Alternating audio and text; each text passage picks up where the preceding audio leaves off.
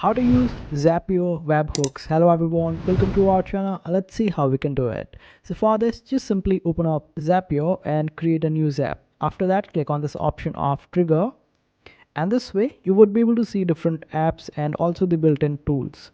And you will only be able to use Webhook on Zapier if you have the premium. So get a premium. After that, you will be able to select it. Then select webhook from here on the built-in tools, and then you need to select the catch hook under the events.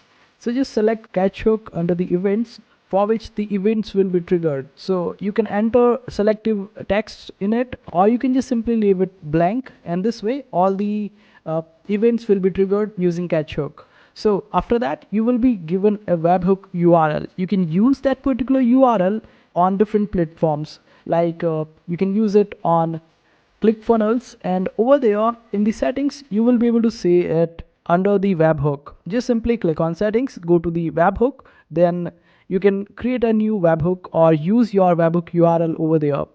Type the URL that we just created using webhook on Zapier, then select the event type for which you want it to be triggered. After that, create the endpoint. This way you would be receiving the data for each trigger. And this is how you use webhooks with Zapier. I hope this video was helpful.